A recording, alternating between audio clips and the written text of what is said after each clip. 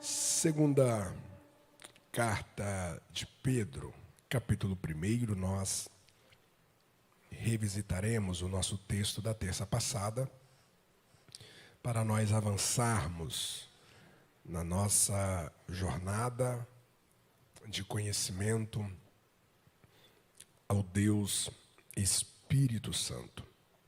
Versículo 21, porque a profecia nunca foi produzida por vontade de homem algum, mas os homens santos de Deus falaram inspirados pelo Espírito Santo. Obrigado, Jesus, por essa palavra. Espírito Santo, dobre os nossos corações, a tua mensagem esta noite, em nome de Jesus, em nome de Jesus. Você pode dizer amém? Pode colocar arte, por favor. Nós avançamos na nossa jornada, da nossa série, sobre o conhecimento do Espírito Santo, e nós já temos avançado um grande percurso. Se você está chegando agora diante dessa exposição bíblica, você poderá ter acesso aos nossos encontros, os nossos cultos, as nossas pregações das terças passadas, para que você possa ir se situando a partir daquilo que nós já trabalhamos. Nós estamos percorrendo sobre a identidade do Espírito Santo, descobrindo esse Espírito Santo na revelação das Escrituras, e tem vários meios, vários caminhos que nós podemos conhecer a respeito desse Deus Espírito Santo à luz das Escrituras.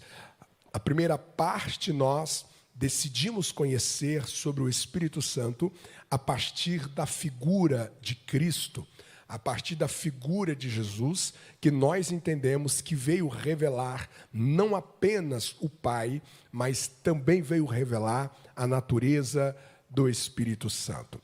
Nós poderíamos ficar apenas na pessoa do Espírito Santo, porque tudo aquilo que nós falarmos sobre o Espírito Santo em qualquer outra parte da Escritura, nós encontraremos na pessoa de Jesus Cristo. A partir dos nossos últimos encontros, nós estamos numa segunda fase em conhecer essa identidade, agora a partir das obras do Espírito Santo. E nós começamos pelo Antigo Testamento, dentro da divisão que Jesus fez em Lucas capítulo 24 e 44, quando ele está a caminho de Emaús, juntamente com os discípulos, após a sua ressurreição. Ele vai distribuir, ele vai dividir, ele vai classificar todo o Antigo Testamento, que segundo a nossa Bíblia é de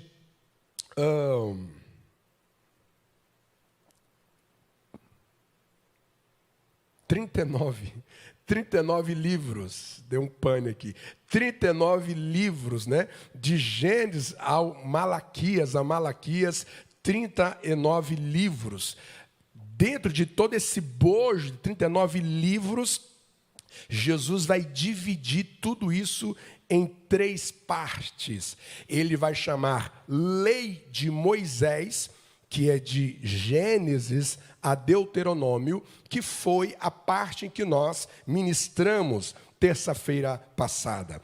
O segundo bloco dessa divisão feita por Jesus sobre o Antigo Testamento, ele vai chamar de profetas. Jesus vai chamar de profetas todo esse bojo que vai dos livros históricos. Estamos falando de Josué, estamos falando de Juízes, estamos falando de Samuel, estamos falando de Crônicas, estamos falando de todo esse conjunto de livros, juntamente com os profetas, chamamos de maiores, Isaías, Jeremias, Ezequiel e Daniel também entra como os profetas maiores. E os profetas menores, estamos falando de Amós, de Oséias, estamos falando de Naum, de Jonas, de Malaquias, de Zacarias.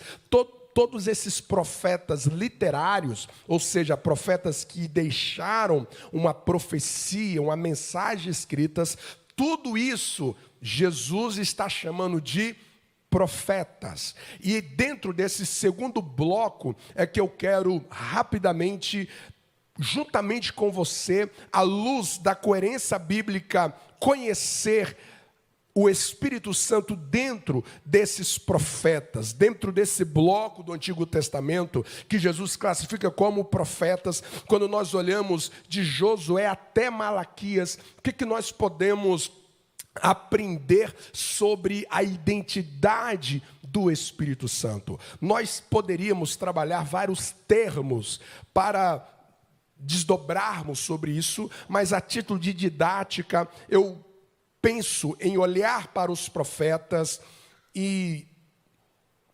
discernir a identidade do Espírito, como ele nos dizendo: eu sou doador de poder.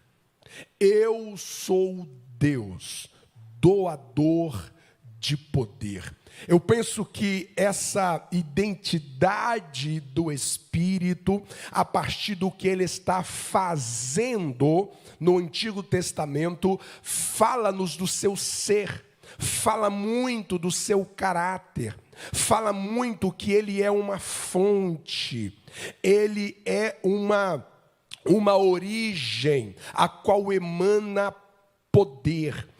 Dentro desse bloco do Antigo Testamento, aliás, dentro de todo o Antigo Testamento, você perceberá a ação do Espírito Santo movendo-se através de poder, através da vida de homens. O texto que nós escolhemos, de 2 de Pedro, capítulo 1, versículo 21, ele é um texto emblemático, porque ele retrata exatamente a ação do Espírito na vida de todos os escritores do Antigo Testamento.